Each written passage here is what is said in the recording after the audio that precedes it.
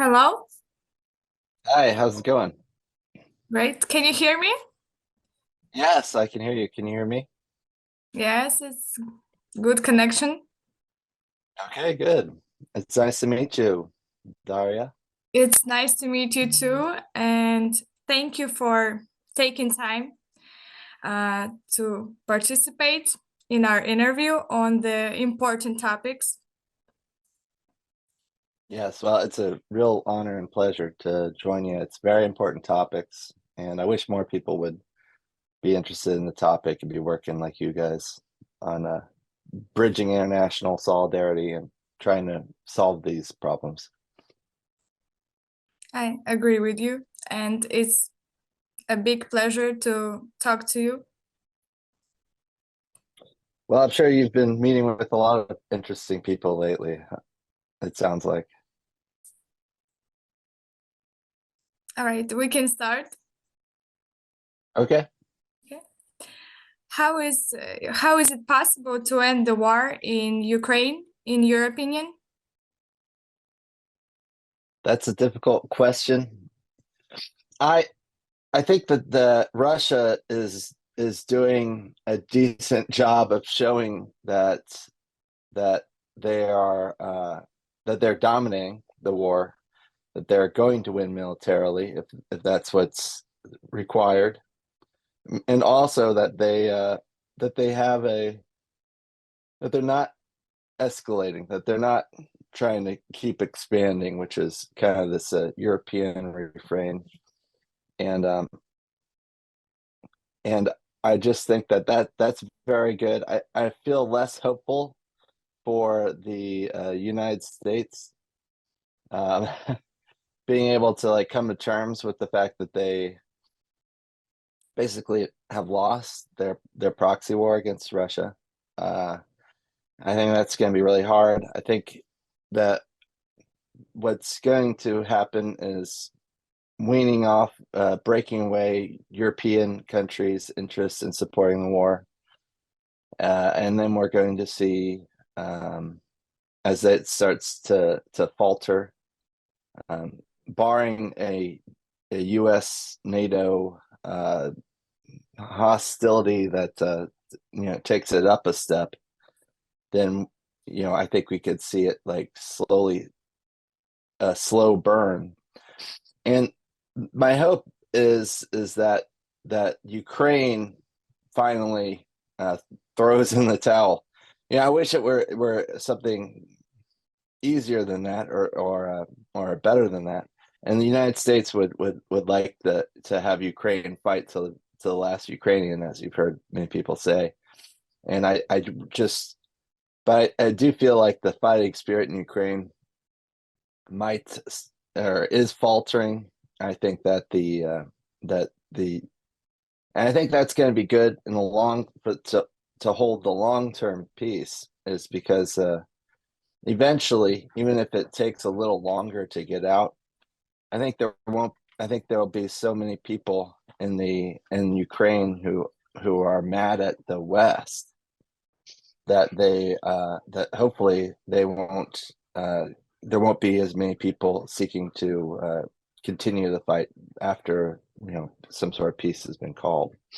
So it could take a while. I think Russia's already won militarily, but the United States just we seem to think here that we rule the world, and that's the supremacist attitude of the United States is not going away as quickly as I would like. It hasn't even really started to fade, and I think some of these folks, and it makes us really dangerous. A giant empire in decline is a very dangerous beast, and I'm really worried about the crazy things that we have done already, things that we'll continue to do, like when the U.S. blew up Nord Stream. That was that was crazy, in my opinion, and it's a sign, and I feel like the United States is the biggest threat for nuclear weapons and in the world for first use, or some imaginary false flag before first use. But I just don't know how crazy my own government is. I wish they weren't, but if they have any bit of reason left, they might just be bluffing big talk to let it fade out in the background. So, How do you think, who provoked the conflict in Ukraine? the United States, for years, for decades, has been, basically working to just extend after, it goes back all the way to the fall of the USSR. The United States has been working to basically make sure that it was, in hegemonic control of the world ever since then. And they were pushing NATO east the whole time. And it wasn't like it was a very, there are people who've thought about this in the background of foreign policy for a long time. It's not saying that it was an enormous movement of folks back then, but they just people in making small changes, pushing policy just a little bit more towards Russia. And Russia said, Ukraine is not going to join NATO. And the US, basically said, well, we're going, it was 2008, I believe, that they said that they would let Ukraine join NATO. And Georgia as well. And there was a Georgia war, and that was Georgia provoked it. And in the color revolution that happened in 2004 and 2014, which that was backed by the United States. The U.S. has had a puppet government in Ukraine since 2014. That maybe they just been gaining more and more control over the country and the military. And we were loading them up with weapons, and it was every bit our intention to turn them into a permanent forward NATO military base. They were going to arm them to the teeth and put all the arms around the border of Russia. Russia really had no option but to go in. There was even some increased provocation from Ukraine, firing shells right beforehand. And it seemed to me that Russia did everything that it could to ask, the international world to prevent this from happening and to negotiate for peace. And the United States just thumbed its nose at Russia, just said, we do not accept your December 2021 perfectly reasonable security plan for Europe. They just rejected it without any thought. It was just awful. And I think the United States completely miscalculated. They miscalculated. They just, it was it's part of our big problem, is that we seem to think that we are this enormous power, but we've been bluffing for a long time. We're just not that strong of a country anymore. And we have an enormous, dangerous military. I'm not going to say that we don't, but it's also it's got its own constraints these days, and our economy is not very good. But the people in control of the United States, they just can't seem to understand, the real economic and military issues, and the idea that we would have to negotiate with other people and instead of just make demands or push our will upon others is a completely foreign thing for it seems, for this U.S. government.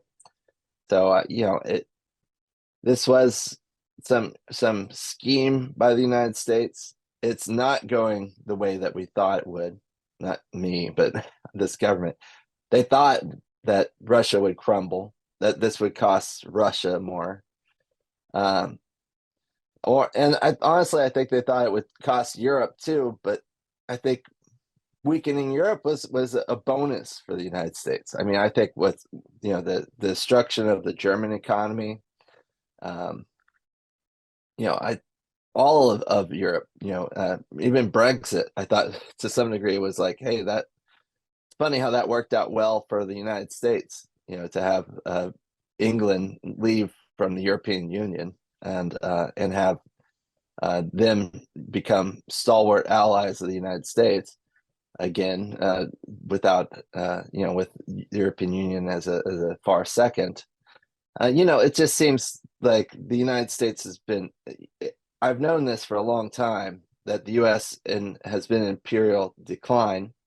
There was this thing that came out called the Project for a New American Century. It came out right before Bush was elected president, and it basically laid out this idea that we can't rule the world anymore economically, and where we can't really rule the world with our moral directions. Really, we have to assert our power through our enormous military capacity, because that's the only advantage that we really have here. And it's just an incredibly dangerous idea. And I think that people in power after 9/11 and Bush, all through the Republican, Democrat, Republican, Democrat, they've all sort of followed the same foreign policy guidelines and rules, which is to dominate and destroy, and every perceived slight is taken as like a threat to our power. And I just it was yeah, it was the United States. We started it. And we're just starting everything. We're starting all sorts of things right now. We're just dangerously throwing matches in every country around the world, and just seeing what conflict we could start up. If it can annoy Russia or China right now, we're stirring up that conflict. I feel like a message went out through the CIA covert activities. They're just like, we need everybody, all those plans you guys have, even if they're not fully realizable, even if they're not set up to succeed, just go for it. Hit them all right now. We're gonna start little flaming wars in every country. So yeah, we're just an extremely dangerous country right now, and starting conflict everywhere, and that's going to continue until finally this country faces some sort of economic just some sort of catastrophe, some sort of probably internal catastrophe or external collapse. Something needs to happen here, frankly, or before we're stop being this horrible bully. So that's what I think. What do you think about the BRICS International Alliance? Well, I think they're very interesting. I support that a multipolar world. I'm more of a Latin American solidarity activist. That's where I kind of got my my international politics started down there and I went to Venezuela for a few months, which isn't part of BRICS, but probably will be in the next round or two. But they were very inspiring to me.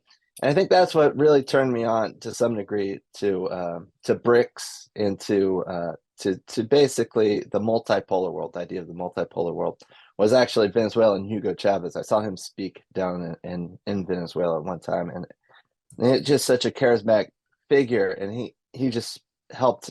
And I know that he and Putin were friends, and when I saw Venezuela, for example, stand up and say, hey, maybe we should work on peace when it came to Libya, before the NATO bombings, I I saw that, like, that's what turned me away a little bit more so away from the US um media coverage of these sort of things. And I started to see, like, yes, wouldn't it be great if the all the countries in the world, if they had more autonomy, and we had a we need to get away from the US dominance and control. We need to avoid that. That's just not a good system. I liked it was Gaddafi's last speech at the United Nations, I believe it was, and he was talking. It was very gracious. He was thinking, I have Libya on my mind a lot since the flood, which is basically caused by, they hadn't been servicing the dam, which was of course caused because the U.S. destroyed Libya and got rid of Gaddafi. And but I kept thinking about how his speech, where he was just like, thank you. It was very beautiful in some ways. He's be like, thank you, United States, for hosting United Nations in New York for all these decades. But I think it would be better if we moved it, and maybe we rotated it to each continent of the world, and thank you, United States, for the Security Council. Maybe if we broadened it to include more people, and it, and maybe we should add also, different agencies, international NGO type agencies, as voting members in the United Nations that care about human rights and the environment. And I thought that was very beautiful, and it just makes this multipolar world system sort of like come to life for me. And BRICS was the manifestation of that to me. And it was also just the way it's come up in the past year, 2 years, to be to take advantage of the opening that is happening, and the fact that it just seems like it's that they're really going for it right now, that they're trying, within reasonable process, within but they're ready to seize the day, seize the moment, and the demands of the world towards improved international system. And I think that's what BRICS is heading towards. I'm not sure if that's going to be the final incarnation or anything. But I'm hoping actually it's something more like what Gaddafi was almost talking about, with maybe a new sort of United Nations, but it rotates to the different continents of the world, and people, but it's all the countries of the world will come and visit the different continents of the world. Maybe it rotates every 4 years. I just thought that was an interesting idea. Maybe BRICS will one day be the organization that creates that next step, or maybe the United Nations stays around. I don't know, but it's or maybe they both work together. I think it's very interesting how we have these enormous big international groupings that are working at the same time, and I think that's promising. I felt like the G20 had a good year this year, which I feel like the G20, the BRICS sort of replaces the G20, or the competes with the G7, replaces the G20. But they have BRICS members leading it for the next couple of years, and it's a very it's an established organization, and it's like they're able to make use of that. And I think that's very powerful. And so I have no idea where BRICS will lead to, but it's the sort of organization that the world needs. And until something changes here and in Europe towards getting out of this imperial mindset that we have, and the rest of the world just doesn't quite have. It just I think the part of our fear and the elites here is that this idea that if the United States ceases to be the hegemonic power, then basically the world's going to be all at war with each other, because everyone's going to be fighting for dominance, to fill that role. And I'm just like, I don't think that will happen. I think it's very possible when the U.S. eventually sucks in all its bases from around the world, what is it, 800 foreign military bases, because it can't, afford to keep them open.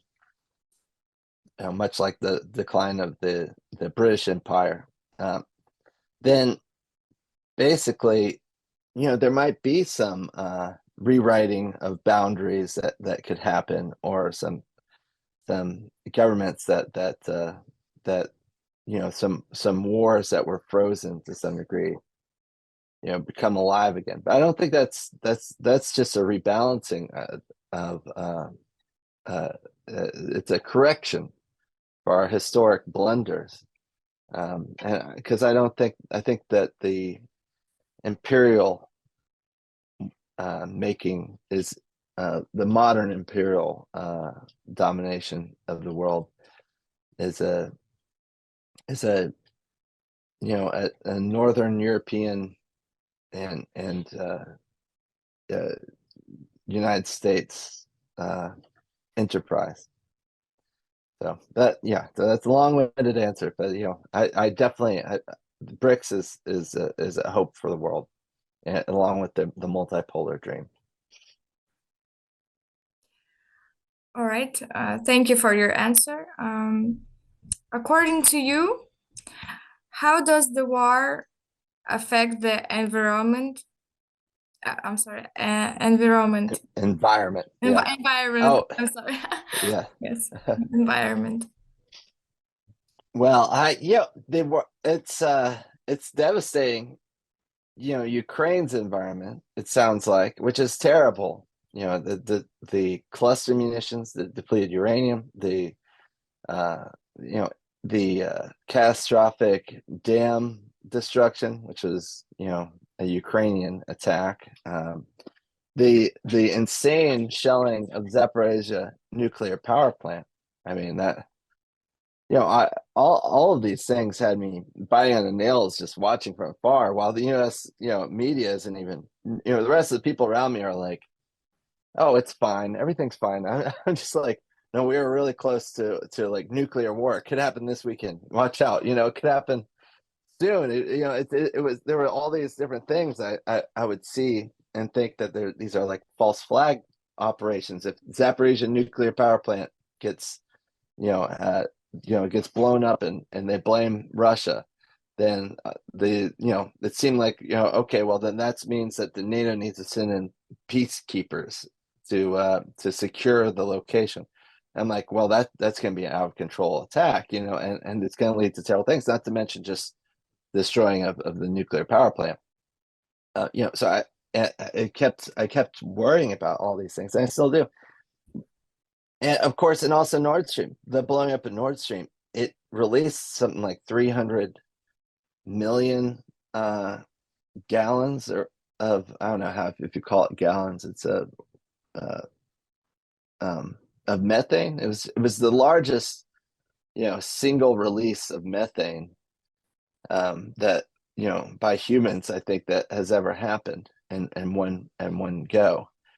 And when I saw that, I tried to look up what were the environmental outcomes that could pose, and there are so many. There were just a few articles, but they were just like, oh, it's not going to be a big deal. It's not going to be a big deal. But then you look on, if you follow all these environmental, climate change issues, this year has had incredibly it's like every year lately, it's been a little bit warmer and a little bit warmer. But this year has had some big climate changes, big climate changes. And I can't help but think that might have had something to do with it. I mean, I don't know if the people who blew it off as being like it's not going to be that big a deal. We're thinking about its location in the far north, about its release, at basically at sea level, across a dark, the sea, and how that uh, uh, and how that could affect it, about how far, how it just being in the northern hemisphere, it maybe hyper caught the it just maybe helped to warm up that area more than what people think. I mean, I just think that was a terrible release, and the dam destruction. And I hate to say this, but Ukraine doesn't care. They know that everything that Russia's taken plus more is gone from them forever, and they've trained their people to hate Russians, so much that they just wanted to, and their own people who have an identity with Russian. They've trained them to hate them so much that they don't care that if those people die. With Crimea too, they're just like, yeah, we are going to take Crimea back, which is crazy. You're not going to take Crimea back. But if they did take Crimea, they're like, yeah, we'll just tell everyone there that they can leave. Go to they can just go to Russia. And I think a lot of people sadly would. It seemed to me like when Russia annexed Crimea that some people were like, okay, well, I'm leaving, I'm going to Ukraine, but not many, especially once they saw like that the pensioners got paid better and that sort of thing in Russia, and so they people stuck around because it made sense to them. And just, and Ukraine has that black earth that just, that, as they say, the soil that just gives so much life, and it grows such plentiful amounts of food, and to think that that's going to be covered with depleted uranium and cluster munitions, it just makes me, what are we doing? What are we doing as a people? And yeah, and I do think the chance of nuclear war is the highest it's ever been in the history of the world today. And of course, that's if I've often said this, that like, I worry about climate change. I know some people, are skeptical these days. It seems like almost more now than there used to be. But you know, ecocide as well. I mean, it's easier to think about it in terms of like, environmental degradation overall, just lots of loss of biomass, um, loss of the diversity of species, and changing weather patterns. Like climate chaos is better than calling it climate, global warming. But I feel like they that my biggest fear wasn't, in people, doomsday scenarios, is climate change going to destroy humanity, and all the climate chaos, all the wrecks. And it's like, well, no, that's not going to destroy humanity. It's nuclear war, and that'll help to cause nuclear war to some degree. But the chaos of a billion people migrating away from the climate areas to other areas, the chaos that comes from like constant catastrophes, environmental catastrophes, could very easily lead to upsetting, which led to nuclear war. And so I thought that was always the they might be pushed by the climate. The nuclear war is going to get rid of us first. And you see in this Ukraine conflict that, like, that both major catastrophic problems of the world are just seeing themselves get heightened.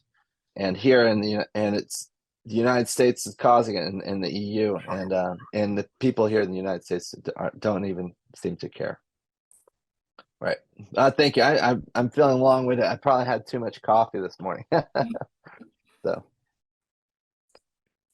No, it's all right. You can say as much as you want and everything what you want to say about this topic. Um, there's more two questions for you, and okay. it's really your opinion is important for us to know what are you thinking about the situation. So, what do you think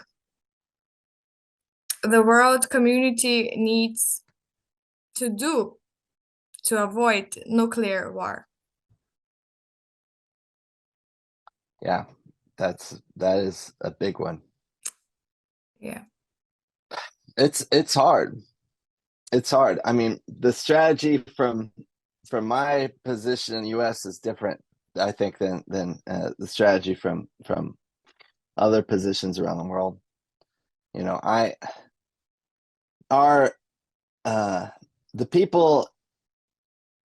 I've never seen as much propaganda in the United States um, as there is about Ukraine. I mean, it was shocking to me, and the peace movement here was able to organize a couple rallies of maybe 3 to 5,000 people, and then like many very very small rallies of like a dozen people maybe. And it's just because our peace movement has been infiltrated and destroyed for decades, and the propaganda it's of the United States is just unparalleled. It's just um, it's shocking.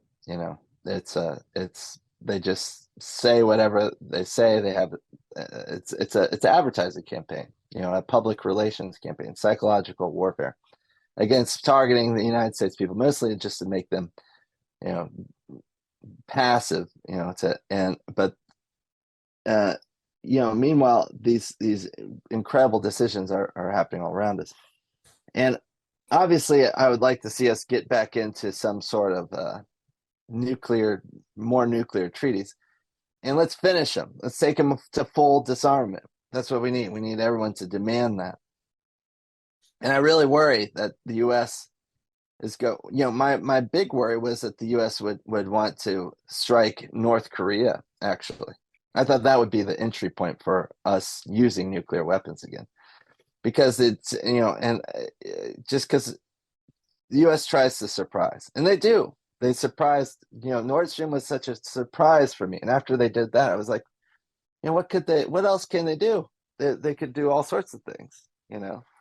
But when you look back on it, you could see Nord Stream's destruction coming a mile away because they said that's what they were going to do, you know. And we just they didn't say how, and you didn't expect it, but then they did it. And I see that with the same thing, kind of with like with nuclear weapons. I feel like the United States is wanting to use nuclear weapons, is broadcasting to some degree that we think that that there's such a thing as a limited nuclear war. And then they kept talking about how Russia was going to use tactical nukes in Ukraine, and I was like, where is that idea coming from? That's not what's going to happen. And to me, that just made me think was that we could see a tactical nuke going off in Ukraine, blamed on Russia, and and all of a sudden the United States can seems to think that it can do whatever it wants because it gets away with all its false flags. It gets away with it. I mean, Nord Stream, blowing up Nord Stream. You basically have the German president, saying afterwards, thank you for doing that. Thank you for destroying our economy and drive, basically giving us no way to retreat from this Ukrainian war and your dominance of our country.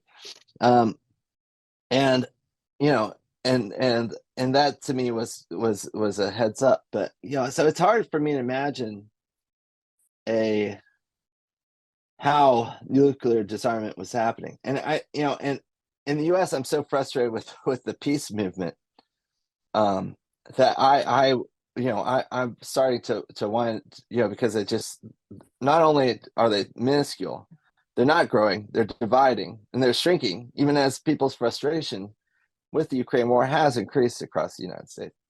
And so, it seems I support, Robert Kennedy's challenge of Biden for the Democratic primary, the elections in the U.S. are a total joke on the federal level. They're not real, anymore. They haven't really been for a long time. But I mean, that the outcomes are they turn it into a reality TV show. So it's kind of interesting, I guess. But it's it's hard to imagine us succeeding at and I do, and we're spending a lot in upgrading our nuclear weapons, which is crazy. And I almost was feeling that, like, the only way to stop this Ukraine proxy war would be to, like, push the US to fight a different war against a non-nuclear rival. I was like, well, it's like you got these Republicans. I almost wonder if they're thinking the same way, because they're like, we need to send troops into Mexico to stop this migration issue. And I'm very sympathetic to migrants coming into the United States. But because I was so frustrated with the peace movement, I was like, you know what? maybe I should support them on on aggression towards Central America and Mexico, because I think it would be a limited thing, but it would but it would basically occupy our attention and take us out, and potentially you can abandon our aggression against China and Russia, that's the catastrophic one. I mean, I don't think that if they're, I was like, in my head, I was like, I don't think many people would die in a war with Central America and Mexico. Sorry, it's, to those folks, it's like, but that's how creative in my mind I had to be to think of a way out of nuclear war for the United States and the powerful countries. And just to think of all other horrible things. And also, just, it seems like to me also that Russia, with its hypersonic weapons and its what was that, the torpedo it has that can blow up and take out, make a tidal wave, supposedly, that could wipe out a city, and can travel around the world. That you'd think that would cause the U.S. to be concerned, or to be like, okay, well, let's talk about nuclear disarmament, but no, we're just like, we're just gonna invest billions in making these things. And fortunately for the world, we haven't succeeded in making these hyper these super missiles that Russia has and China has to some degree.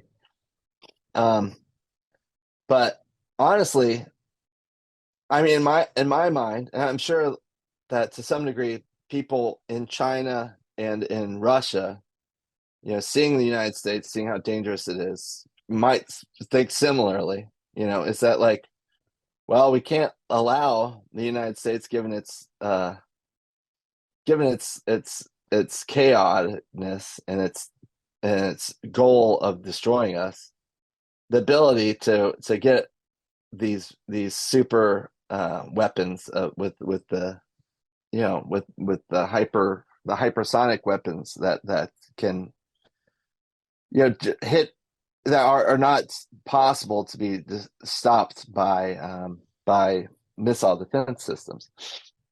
It's like, that's what I would think Russia and China would be thinking. So it's like, I would honestly think that that would be a first strike scenario. As soon as the United States says, "Hey, welcome back." yeah, thanks. Sorry for like the problems with, Zoom. It's my bad. I'm sorry for this problem. I'm gonna fix it in a while. We're talking. Capitalism's bad. Yeah. It used to be an hour free. Now it's a half hour free. Yeah. It was an hour, and now it's a half hour, and that's Yeah, I did not know that. So yeah. I thought it was an hour about it a year was an hour. ago. Yeah. Yeah. So you're Yeah. answering on about the question, what can community I uh, was talking about nuclear stuff, yeah, about which is hard, avoiding the nuclear war. So Yeah, and uh, it's hard, and ultimately a long-winded thing of being like, I don't know if we can. I mean, it's like the it's like dragging it out till the U.S. doesn't have till the U.S. economically collapses. Get somebody like Kennedy in who starts closing foreign bases and starts talking peace. So we need to get reason back in the U.S. The U.S. the leadership of the U.S. needs to get rid of its supremacist viewpoints. And I hate to say this, but it's just like I think of like the U.S. empire as a giant octopus, and when I'm in the belly of the beast, the fighting for change here is incredibly difficult in what we're up against. It's like life isn't necessarily bad here. I'm not saying that, but it's where the most extended tentacles of this empire octopus reaches out. Then right now they're getting hacked off. They're getting severed by the people in foreign lands. The U.S. giant octopus that's grabbing resources. They're getting their little tentacles cut off because it's weakening, and that creates more problems at home because our economy has no productivity to it. It's at all. We're a consumer economy. Like that never made sense, just to be all about consumption. Well, you can't do that when the people in foreign lands aren't allowing you to extract. And at some point the U.S. will be weak enough that like some sane rational people can come into power here. It's going to get a lot worse in the United States because they're going to start feeding more on their own. And they already are, but it's going to get worse and worse in the United States before it gets better. But that's not a strategy to prevent nuclear war. And that's the terrible. On my end to wait around and until the outside world deals with it. But I don't know what else to do. I've seen right in the United States these days, there's a Trident nuclear base about an hour and a half from me. It's one of the biggest nuclear bases in the world. It's got more nuclear missiles than probably any other place in the United States. This is where all of our nuclear submarines come from. And we have people. There's a peace place out there, and it's very nice. I've been out there several times, and we have peace protests there. And they have these Catholic workers that will come out there, and they will they're plowshare activists. Where their idea is to it's like a Bible quote where you hammer your swords into plows or something like that. Or, it's like turning weapons into agricultural tools or whatever.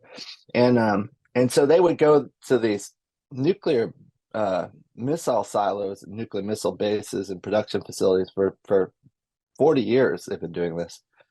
And they would sneak into the base. They'd like cut in, but it's all nonviolent.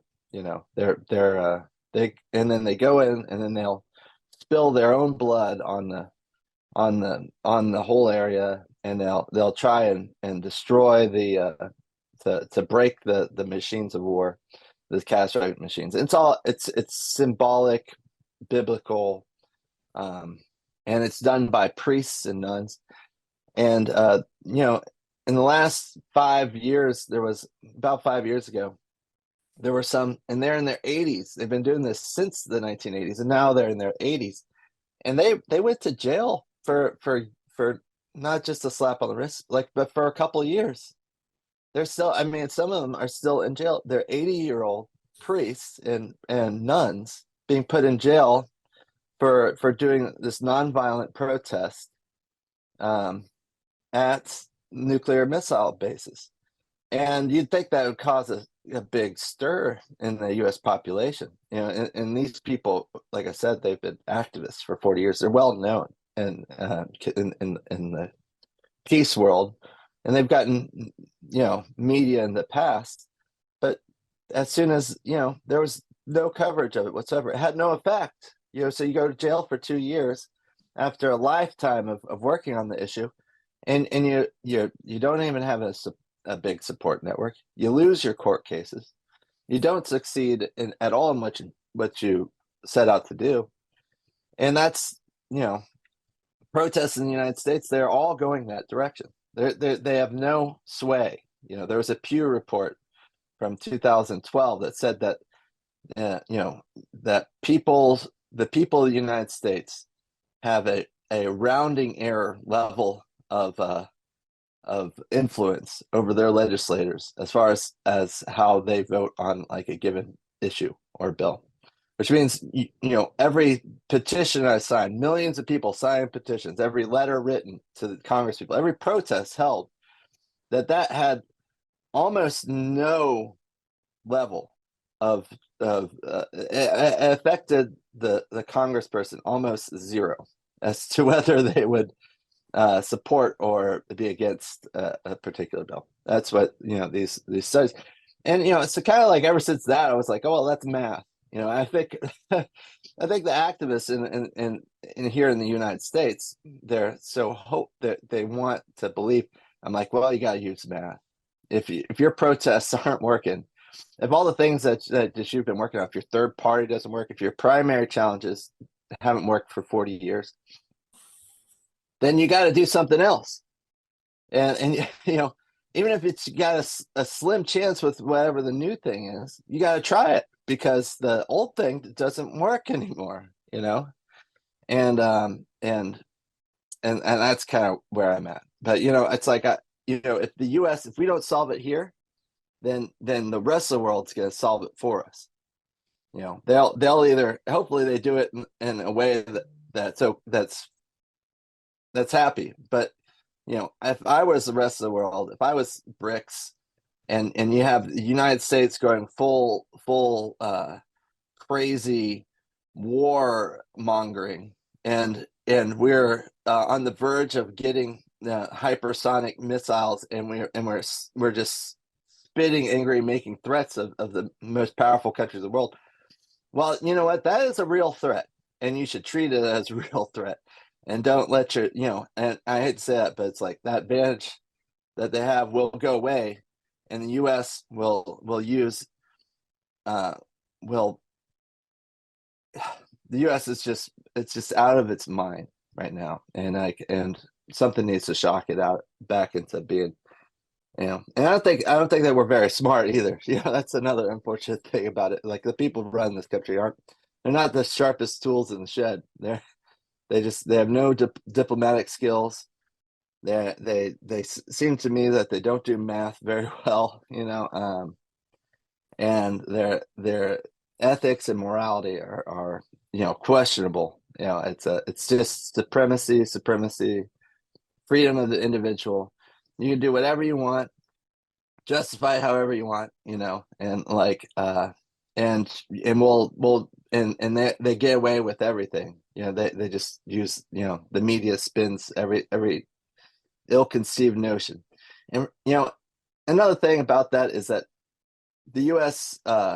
Military hasn't won a war since forever, since World War II almost. And these little skirmishes, they're not real wars, but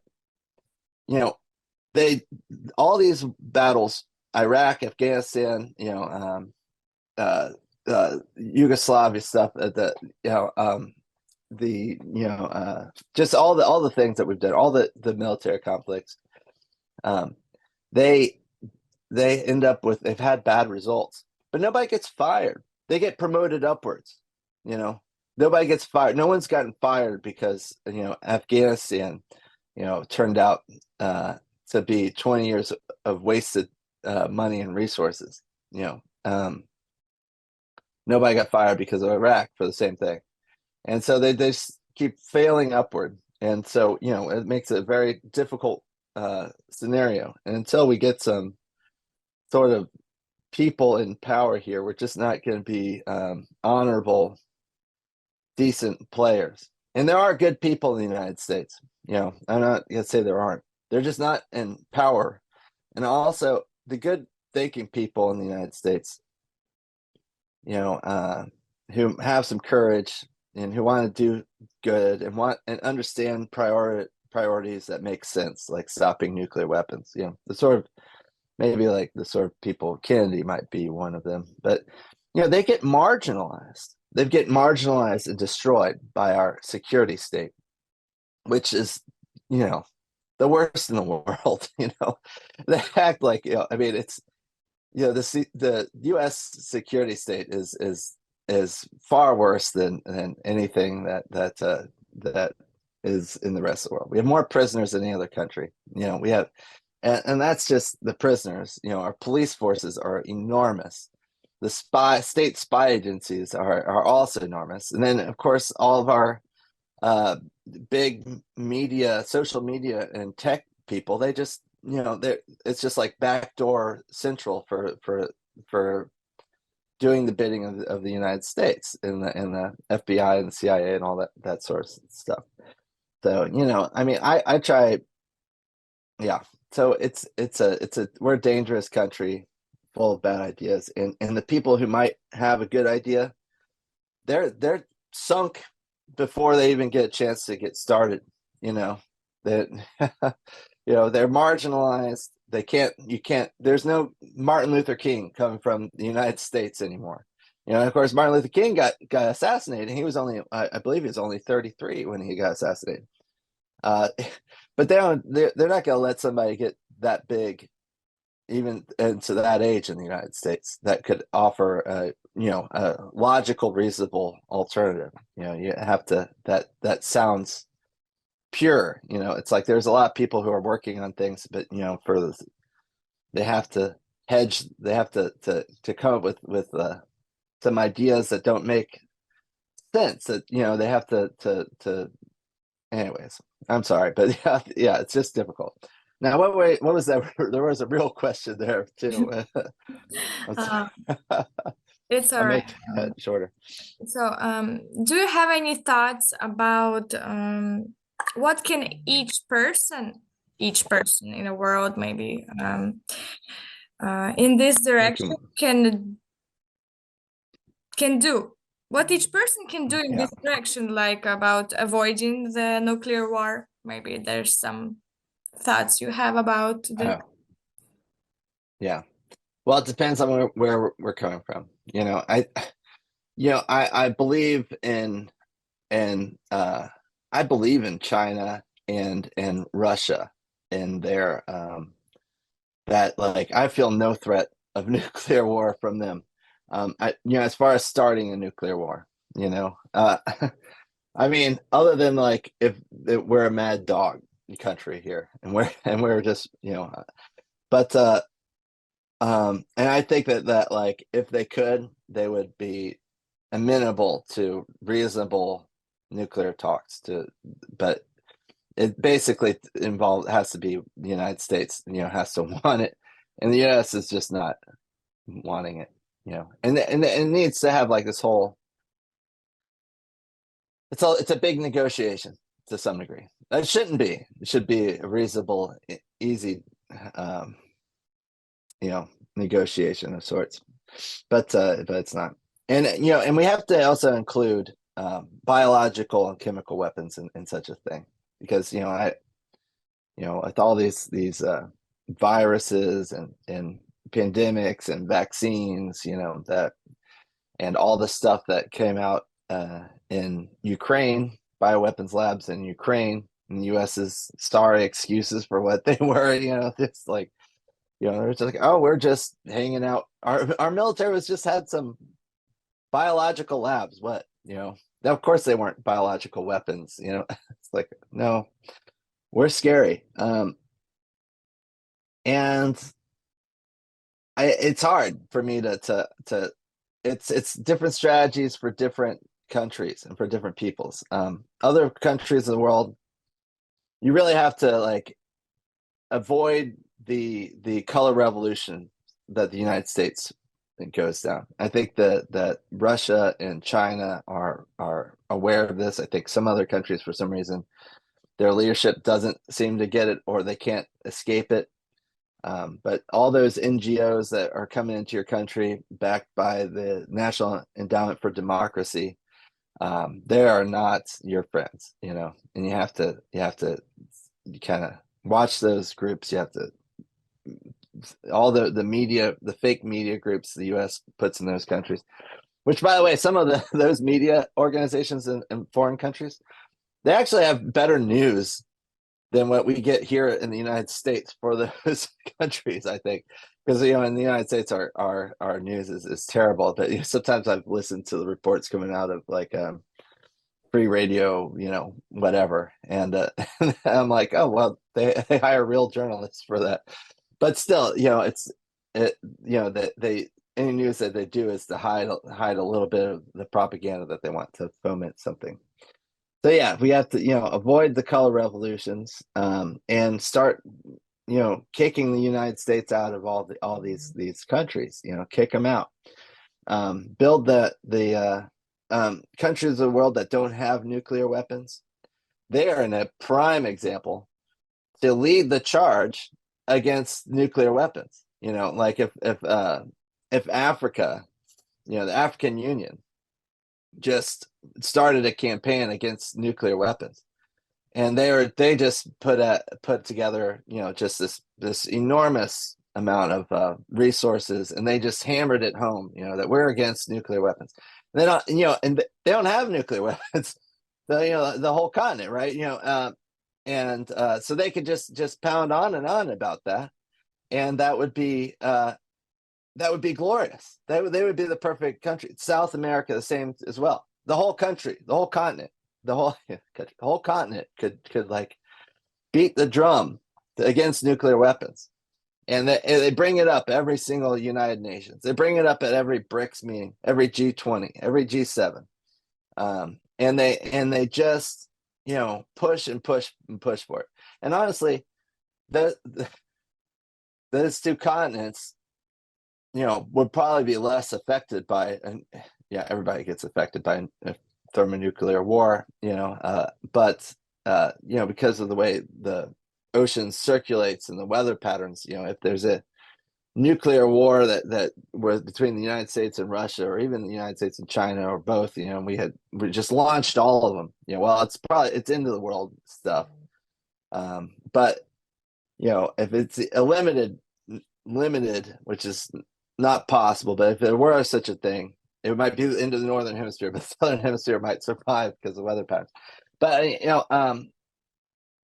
but they could really, these countries that don't have nuclear weapons, if they had movements that were funded by the government, funded by NGOs, and have people take to the streets, teach them about how bad the nuclear tensions are, and how it does affect them. Have it be bigger, have it be as big as the climate movement, so that is, and it's a smaller group of organizations to target. There's only like a handful of organizations that can build nuclear bombs. There's what is it, 8 governments that have nuclear weapons, maybe something like that, and you're just and you can have that's the way to I think to do it to some degree, and they could sanction countries with nuclear weapons. The global South could start sanctioning countries that have nuclear weapons. I mean, I think that would be interesting. I don't know. I'm spitballing. We need to have protests and such there. They just don't work. We need to have information campaigns here, but they get throttled. They get hidden. So, we need more people to go to jail for it, I guess. But, I think honestly, we could have hundreds of people go to jail, thousands in the United States, and it wouldn't matter, unfortunately. There's more wilder ways to do it. But, I can't, I'm an above ground organizer. I'll say what I want to say, but, I work above ground and, I mean, yeah, we push our support the few voices out there that are getting out there about their anti-nuclear and get them to keep going, keep talking. I try to get a couple people, people I can reach out to have some reach into the Twitter sphere and stuff to try and get them to speak out about the threat of nuclear war. And I think I need to do more, honestly. Go to there. I will say that I'm been in this for I'm 43 or about to be 43, and and I've been doing this for a long time, kind of, and there's a younger generation that is more engaged. They're not they're still not super informed. They're brainwashed but they're mad and things are worse for them, and they sort of know that. And then there's this deep apathy sort of thing that can happen. But it used to be in the United States. Well, you didn't care about politics because you could live a good life. You could be fine. But this younger generation, they're going to be worse off than their parents, and they all know that. My generation is worse off than their parents. This younger generation is worse off than both the next two generations up. So that it's the economic stuff that will tend towards pushing people to change. I think people do want truth in the United States. Everyone knows that the government and the media is lying to them here. Everybody knows that. They don't know what to do about it. They don't know exactly what's real, what's true, but they know that what the government is telling us is total bullshit. And it sounds to me, it's almost kind of like the sort of media sphere of the USSR before it collapsed, where people didn't believe the government anymore, and the media. I think it's probably worse in the United States because the brainwashing abilities of this country are enormous. But I think that we could see that the United States, it's gonna keep stumbling. It's gonna be dangerous, but that maybe there's a big breakthrough to some degree, and people at least can stop nuclear weapons. It's like make it the number one. To me, it's the number one priority. It should be and I think the youngest generation sees global warming as the number one priority. It's the number one threat. But they should see nuclear weapons as the number one threat. And I think it's just been so kept out of the media. But this past year has been in the media. So it's very possible that we'll see a movement against nuclear weapons in the younger generation. And that could be what we need. There has been success in the past a little bit against nuclear weapons. But yeah, it's a tough struggle, but just do whatever you can, I guess. Do whatever you can. That is something that I will say has helped me. I said to myself, after when I saw the threat level for nuclear war rise up, a year ago, I was like, I need to do whatever I can to stop the U.S. empire for the next, basically there's a window of around, in my opinion, around 4 years. If we make it to 2027, where the United States hasn't attacked China and through Taiwan, and Russia directly, or if we've avoided direct World War III in 4 more years, I think the United States economically and politically will have weakened enough, the BRICS and China and Russia will have strengthened enough that even the crazies that run our foreign policy, the neoconservative, insane people that run our foreign policy today, won't be able to say that what we can win such a war, and so it's like so really the struggle is just all out, put other things aside, and it's just like I can work for 4 years towards stopping World War III and nuclear war, and I think that would be the sort of thing I would like to see people say. It's like the rest of the stuff, make alliances with everybody you can towards this goal. You just have to hold it for 4 years. You'll probably meet some very interesting people if you can do that, and then it's not going to happen. And we can and at that point, maybe the sway we can have is for full nuclear disarmament. Because once the United States realizes that this World War III with China, putting China in its place, this racist language against China, and Russia too, once they realize that they can't do that, then they'll have to come around to nuclear disarmament. And China and Russia are going to be like, yeah, finally you're talking some sense, and they'll want to see it might take a sinking of like a nuclear aircraft, an aircraft carrier of the United States, or something like that. I hate to say that, but something that says to the US, like, you can't use your force projection. You can't travel across the great oceans and expect to have those ships, stay, make it. And so why do you have any of this stuff? We can shoot down all your missiles. It's like that's or enough of your missiles that like it doesn't, you're not going to succeed in whatever you're doing. And so thank you to China and Russia for making it so that, like, very possibly we might have nuclear disarmament, but it's crazy that it has to be through them building up these capabilities. But that's the way it is. And for us as regular people, it's just like, whatever you can. It's the future of the world.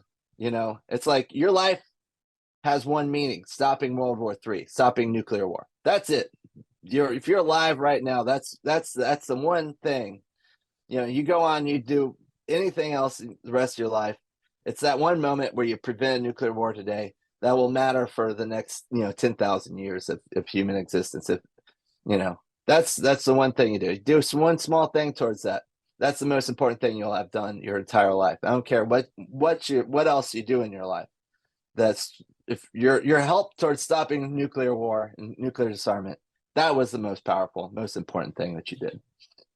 So that's kind of that. That's I don't know if really that helps. That's really a good motivation words. I hear a motivation. Really, I liked your phrase about do what you can, and it sounds great. We all have to do what we can.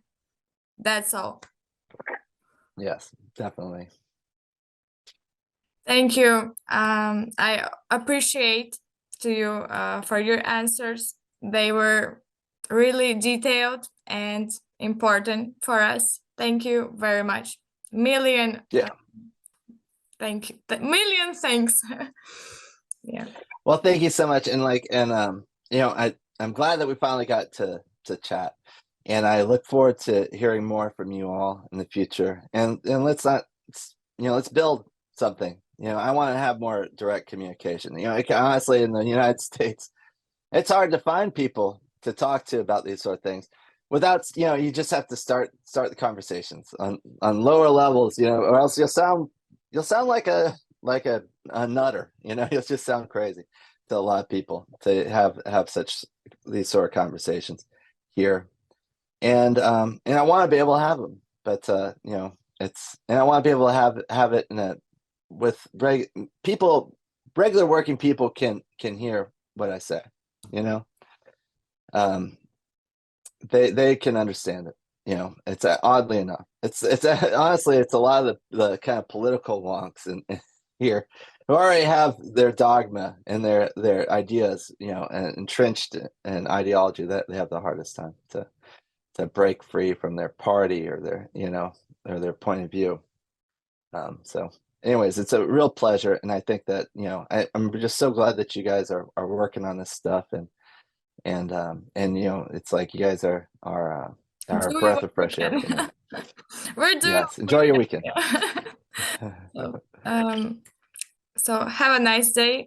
Thank you. You too. Bye. Bye bye.